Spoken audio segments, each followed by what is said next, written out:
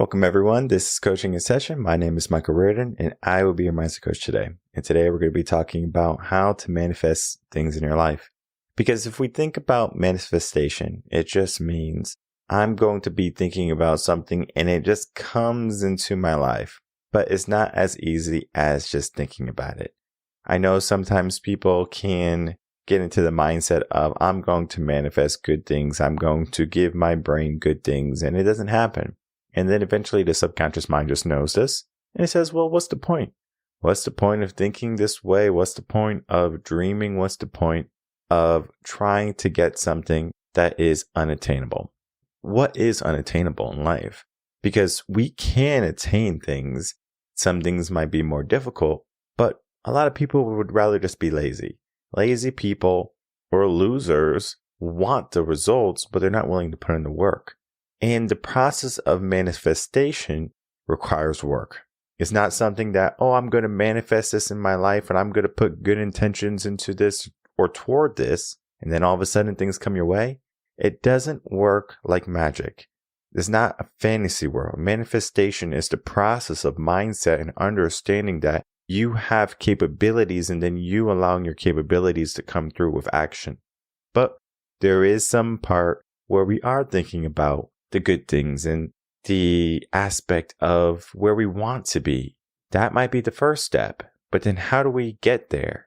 That is the true question. That's the $1 million question. How do we get to the life that we dream of? Well, today we're going to be talking about that in my most recent blog. And this one is going to be a tune-up series. So we're going to get you right on track to where you want to be to manifest the life that you want. If you're new to the channel, make sure to like, comment, and subscribe, and to share the video and or audio to help build a community of like-minded individuals. Today, we're going to be talking about the factors for manifestation. Because if we know about manifestation, manifestation is just bringing your ideas and your goals and giving them intentions and to get your thoughts and your beliefs and then to get the results that you're looking for and you're vying for. It's not as easy as just thinking about it. We need a critical component, which is action. You can think all day long about something. It doesn't mean it's going to happen. You can run around in circles all day long. It doesn't mean you're going to make movement toward your goal, unless your goal is maybe fitness. If you want success in your life, and I'm talking about this success where it's like maybe financial freedom, things like that, running around a circle is not going to help you, typically.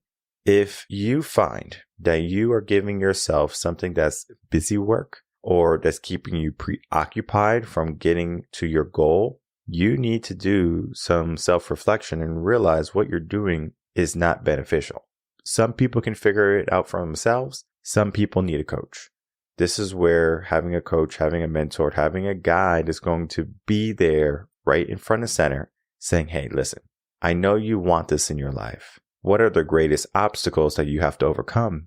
And to be honest, the greatest obstacles that people have to overcome are themselves. So we decided to create this blog, The Factors for Manifestation, TOS Part 48. So we're getting close to 50. I said, I need to make this as simple as possible. And I had to create some steps for people to follow. These steps are going to help you understand the process to manifest things in your life. And then the blog is going to be giving you the guide to how to manifest things in your life. But I'm going to just tell you those 3 things right now, and then we're going to begin and break them down. So the steps to manifestation are, number 1, clarity and visualization. 2, belief and trust. And 3, action and gratitude. These 3 steps are going to help us begin to manifest more in our life. But how do we do that? Let's find out. As I was saying, the blog is going to give us a guidepost, and the guideposts are going to be the 3 steps that I just mentioned, and we're going to be breaking them down right now because number 1 is going to be clarity and visualization. People are great at visualization. They think about the car, they think about the house, they think about all the luxuries that they can have. But one aspect to step 1 that people skip is understanding why they want it, the clarity. Why do you want that big house? Why do you want this fast car? Things like that. Because I can almost guarantee you get the house, you get the car, and eventually it just becomes another box, right? A car becomes another vehicle. It's just another thing. Things that create happiness or things that create long-lasting, beneficial things in your life are not so much of things that we can purchase because of a materialistic ideal. Not saying that things don't make us happy, but the longevity of things that make us happy are typically not things that we purchase. So we're really good at visualizing about getting material things, winning the lotto, right? Oh, my whole life is going to change. Now we look at the idea of luck and probability. I wrote a blog on that. Definitely read that. Have a podcast episode on it. Listen to that. When we give ourselves this clarity and this visualization, we have to understand, well, what are we trying to manifest? Are we trying to manifest wealth? Are we trying to manifest happiness? It's a difference. Some people think that wealth equals happiness or that happiness equals wealth. Which person are you? You can be in the middle, sort of, but typically you're going to sway one way or the other. I have found happiness is greater than wealth. That is what I found. Because from working with people who are wealthy, who have, plenty of dollars in the bank, they have so many problems, it seems like. And I just look, I'm like, if I had all that money, would I still have those problems? And money can cause problems because now we're trying to hold on to that money like a relationship. Oh, I don't want to lose this person, so I'm going to hold on to them. And that's the opposite of what you should be doing. If you hold on to your money, you're going to lose it through inflation and taxes or whatever. But if you say, okay, I'm going to let my money go, I'm going to let my money work for me, your money's going to do you good. And if you allow in your relationships, I'm going to allow the people around me to be good and flourish and be happy. That right there creates more prosperity in that environment. So when we become clear on what we want and why we want it, that right there is going to help us understand, is what I'm visualizing good? Is it beneficial for me? Does it help me in some area or every area of my life? You might find that having money can help you take care of your family. It might be that you're able to get the house that you always wanted. You can feel safe because you can move into a safer neighborhood. Not saying money can't do those wonderful things. Money is a tool, but it's not a destination. Okay, I want people to understand that money is a tool. It's not a destination. So we use a tool to get to the destination, but we have to be clear so our body knows, our mind knows, this is something that we want. How do we get it? Then we get into step 2. Step 2 and step 3, I was curious about because I wanted to put step 2 for step 3, but I realized that I have a lot of articles that explain it the way that I typically like to explain it, meaning we need to have action and then have belief. But I was just recently thinking that people typically don't do things unless they have some type of belief. For example, if someone is no good, and this is for the people who have limiting beliefs, if they're not good at something, they might not even try. Oh, I'm not good at it. Karaoke is a great example. If you are not a good singer or good singer, you won't do karaoke because you don't believe that you're a good singer. You don't trust that you're a good singer. So you won't take action. You won't go up to the DJ and say, hey, I want to do some Tennessee whiskey, E minor, please. That doesn't happen. You don't take the action. Confidence doesn't come first. Confidence comes after. So we have to have belief. Now, I like to do it both ways because depending on the person, it's just going to depend on the person, the client, where if belief needs to be third or if action and gratitude need to be second. I would even separate gratitude to number 4 if you decide to make action number 2. That's just if you needed to adjust this article a little bit. So looking at number 2, belief and trust, I always say, I've said it on the podcast many times before, and I'll keep on saying it for the whole entire duration of the podcast and the extent of me coaching. We need to have belief. We need to trust in ourselves. It can be very challenging for people to believe and trust in themselves if they have limiting beliefs. We need to get out of those limiting beliefs and then understand that we have power, we have potential, we have something to offer, we have something to bring to the table. Belief is one of those things where you only need one. One person to believe in you. It doesn't have to be you. It could be anyone else in the world, as long as you have one person to believe in you. And at that point, you're going to make some great strides in your life. And I'm going to give an example of why you can have one person believe in you. For some time in college, I was a swim instructor. I would get kids who would come in the water. Some had a fear of water, of swimming, and then some didn't. Some were just like, cool, I want to learn how to swim. When you are in the water with a kid, you have to understand that there is an aspect of trust that has to be present with the instructor at all times. The moment you lose trust with one of your students, it becomes exponentially more difficult to teach them how to swim. And the reason why I was extremely effective at coaching and swimming is because I never lose the trust. The moment you lose the trust is the moment you lose the belief or the aspect of them believing in you. So I built the trust and I never broke it. For example, I might be swimming with them or I might be going around the pool with them and they say, don't let me go. I say, okay, I'm not going to let you go. Now, of course, you can't hold me for the whole entire swim lesson and expect to learn how to swim. I have to let you go at some point. Now, how I do it and how I present to them is, all right, I'm not going to let you go. And then we do a lap around the pool. And then I say, this time we're going to go around the pool and you're only going to have one of my hands. You don't need both of them. You're strong, right? If you give them one hand instead of two hands, you are allowing them to now work. They have to learn buoyancy.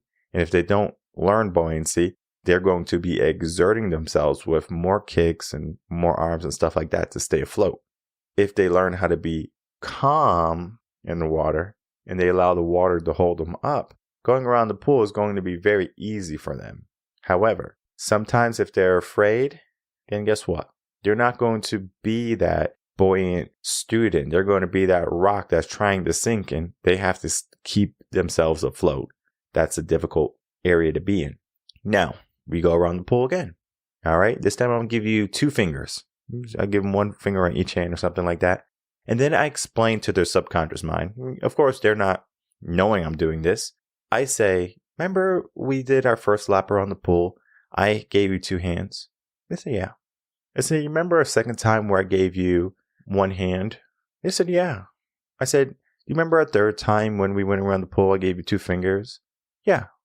Every single time, I'm giving you less fingers. First time I gave you 10, and then we do math. It's like, again, I'm a teacher. So I always did singing, I did math. I touched at every educational aspect with them when I was helping them learn how to swim and just education process, right? And coaching. I said, remember the first time you had 10 fingers? So we had 2 hands and we would count together 10 fingers. So 10 minus 5 is 5, right? So we have 5 fingers left. And then we'll do 5 minus 3, and then they have 2 fingers left, right? We would do all of that. These kids are like 3, 4, 5 years old. They're learning math. I'm hitting every bit of their brain. They're like, boom, boom, boom, left, right, boom, boom, boom. Where are they? They have to be present for that. It's education. So now it's only a matter of fact of, well, remember I said I didn't let you go? Yeah. Did I let you go? No, I didn't let you go, right? So they learned that they can trust me. It's a very quick process. Sometimes it can take a little longer than that. It can take weeks sometimes. It can take months. But sometimes you can just be that person that says, I said what I said, and I stayed true to my word. You can trust me. Nothing's going to happen to you. Then at that point, they start believing in me. Eventually, something's going to happen. I'm going to give them a task. I'm going to say, I want you to swim across the pool. They say, are you crazy? I can't do that. Well, I know you can. So then we start a quarter of the pool. Then we go to half of the pool. Then we're at 75% of the pool. And then I make them swim all the way across the pool. They learn, oh, I can believe in myself too. The belief wasn't necessarily there in the beginning when I said swim across the pool. I say, all right, swim across the pool. They don't just go, okay, not a problem. All right, Mr. Mike. All right, Coach Mike. They didn't say that. They said, are you crazy? I can't do that. Go, that's scary. That's too much. That's too far. They gave me every excuse in the book to why they couldn't do it, but they trusted me. So they believed in me and I believed in them. I never lost that belief. So the fact that I believed in them as a coach, as a teacher, they didn't have that belief in the beginning, but they started to believe in themselves. And then they started to get the results. They made progress, but they had to have that belief, because their idea to be jumping in the deep end and swimming with the big kids and swimming across the pool might have been an idea they had. It was definitely an idea that their parents had for them. That's why they go into the swim school, to teach their kids how to swim, maybe to have fun too, exercise.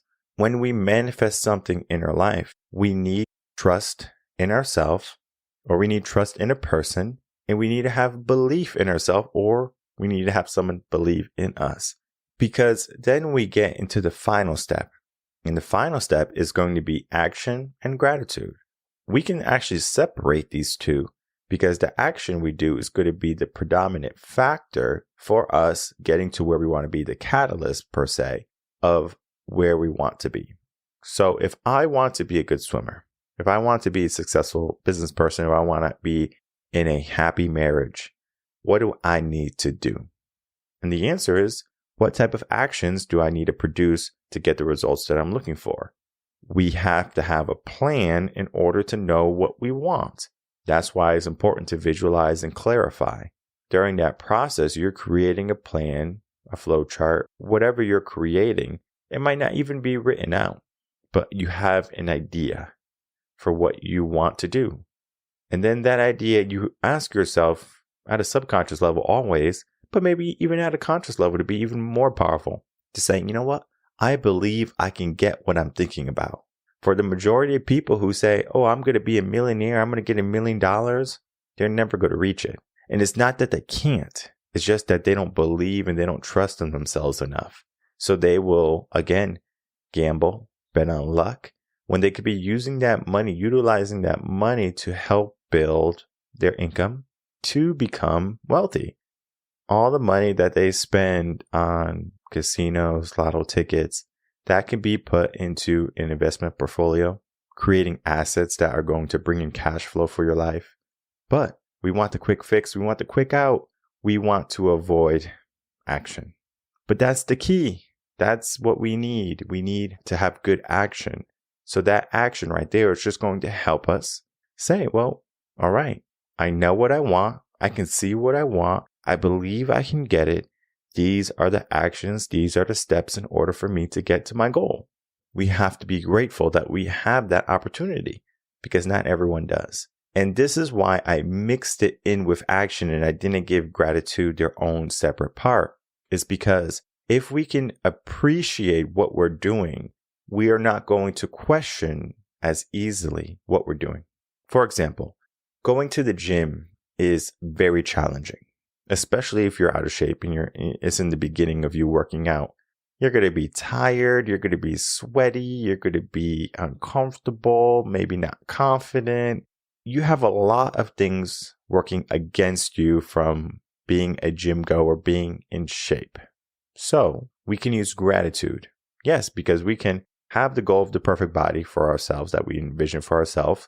We can believe that we can get it. We can trust our trainer. We can trust ourselves with the process. We can have the action of going to the gym. But what stops people from going to the gym, as they say, on New Year's, right? I'm going to go to the gym 3 times a week or 4 times a week or 5 times a week. Most people allow their circumstance to come in and say, you know what? I don't have time to go to the gym. The issue is, it's not about our circumstance. It's about our mindset. So our mindset at that point is, this is an optional thing. So we treat it as an optional thing. We can keep it or we can get rid of it. Now, if we treat it as a gratitude aspect, now it becomes one of those things as, I'm committed to this. And I'm going to explain that a little bit deeper. When you are grateful that you can do something, you're going to say, whoa, I didn't know I had that privilege. Because we have many privileges here in America, maybe where you are in the world, that you might not understand that you have. And I'm not even talking about race. I'm not talking about race privilege. I'm talking about just the privilege you have right now. We have the privilege for free speech here in America. We have the privilege to work where we want, to start our own businesses, to be the people that we are inclined to be, the people we visualize ourselves to be. So we're grateful for that. There are people in this world who can't do what we want to do or what we will do because of their circumstance. That right there can be enough to push us into action. Now, there's also another aspect that there's going to be people who are in a situation where they can't do exactly what we can do. Sometimes there's going to be people like amputees who lose a leg or they lose an arm or something along those lines. Those limits that they were given from their surgery is only mental. I can't tell you how many men and women with no legs have ran marathons. I can't tell you how many lifters have lifted with just one arm. This right there is a mindset. Yet, when we see these people do it with the tools and the resources at their disposal, we go, I have more than them and I'm doing less than them. I should appreciate what I have and then begin to take action. So we become even more grateful for the things we have. Thanksgiving is a wonderful example of this. We typically don't understand how good we have it until we have a moment of prayer, a moment of silence, a moment of gratitude. So we're sitting around the family that we see every single day. We're sitting around the table with all the food that was cooked and prepared and purchased. And we find that we're extremely fortunate. We don't wake up in the morning and say, I'm extremely blessed.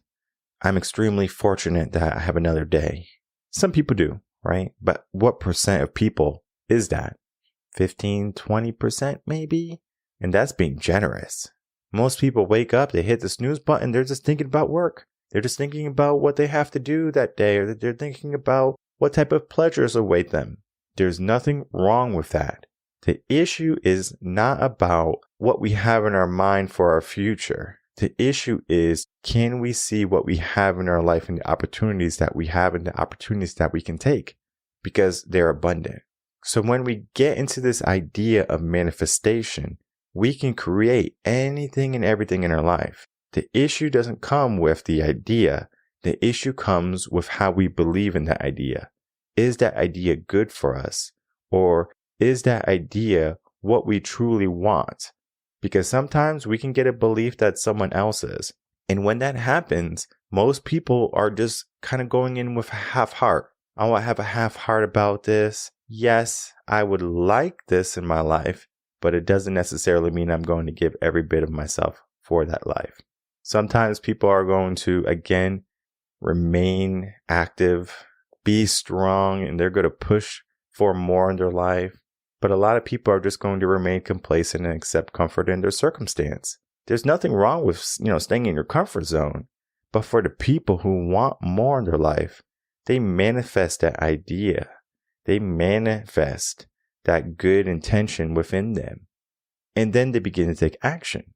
So this blog, Tune-Up Series Part 48, The Factors for Manifestation, we're talking about the steps that a person needs in order to manifest something in their life. The steps are going to be, again, number 1, clarity and visualization. 2, belief and trust. 3, action and gratitude. In this blog, we do go down and we do go deep and we make sure you understand what each of these areas are in a concise manner. We're understanding our why here, right? Our why is important.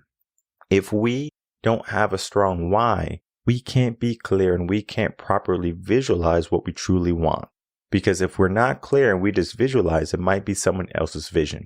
Then we get down to step 2, belief and trust. We want to make sure that we are giving ourselves the belief, we're trusting in ourselves, and it's not coming from a toxic type of relationship. Because people can believe in you, people can trust in you, and you can break that belief and you can break that trust. But it's not so much about breaking it and then understanding that it's broken. We can always recover if someone believes in us and we don't show up. We can always fix unbroken trust. And I talk about that in this section. And then here, our final step, action and gratitude. We're talking about, again, our purpose for our actions and then appreciating that we have that power to create those actions. So in closing, we have the opportunity, we have the potential, we have everything we need right now in order to be successful. Sometimes we have to dig a little bit deeper. Sometimes we have to uncover some of the hardships or some of the obstacles and limiting beliefs we gave ourselves. But once we do that, then we're going to become more clear. And I want people to understand that tune-up series are typically for people who have strong mindsets. Because if you have a weak mindset, you're probably going to have a hard time being clear in what you want. Because if you're visualizing something good in your life, cool. You might half-heartedly believe in yourself. You might trust yourself, right? You have to trust yourself every single day, but do you believe in yourself truly, truly believe in yourself? Believe that you can get it. Believe that there is an opportunity. Most people have scarcity mindsets. So yes, you might think it's possible, but then you say, it's not enough. I don't really deserve this, right? There's people who are better than me. The belief aspect is going to suffer if you don't have a strong, powerful mindset. And then the last part, the accountability is going to be there. The action and the gratitude. Those things are going to be forefront in how we think and what we do. And if you're going to take action, sometimes people are going to get stuck in that action part. And some people are going to be taking the wrong actions. And that is why it's even more important to get a coach that is going to be making sure that you're doing the appropriate actions rather than just any action. Don't mistake movement for progress in your life. Don't mistake the things that the world has told you you need as being grateful. Oh, I'm grateful that I'm able to be on my phone and to have my social media accounts. You don't need that. Yes, you can be grateful that you have technology in your life, but there's a lot of things that you don't need. If you went camping for a week and you didn't have your phone and you did a tech cleanse, you're going to find that you can live with a lot less than what you are living right now. I'm not saying that you should live in a cabin in the woods and not have a lavish lifestyle. You can have that, but understand that where we come from, it doesn't have to be from a place of superior abundance living in the top 1% of the world. Because if we can have a 1% mindset, then we are already winning. We are already wealthy and abundant. And the things that we have for ourselves and the things that we're working toward are going to bring us so much more than what any material possession will do for us. So I encourage people, read this blog, check out how to manifest good things in their life, and then begin the action today. If you need a coach, we're always available to help out anyone who's looking to make some advancements in their life. It doesn't have to be rocket science. What we do is we help people get from where they are to where they want to be. And manifestation is literally understanding where you are to where you want to be. The process is simple, but not everyone is going to take the process. Will you take that journey? Will you decide to undergo that process and that fulfillment of manifesting some goodness into your life today? My name is Michael Rearden. I'm a mindset coach. If you have any questions, you can email me, coachinginsession@gmail.com, and I'll see everyone on the next episode of Coaching in Session. Until then, everyone take care.